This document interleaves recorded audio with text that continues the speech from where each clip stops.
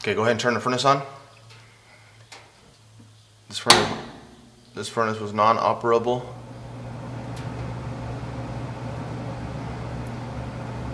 And we're gonna make sure it has correct gas pressure here.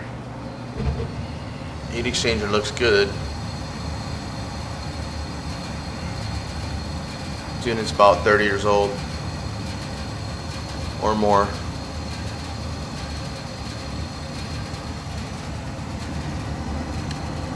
.5 water columns. The gas pressure's good.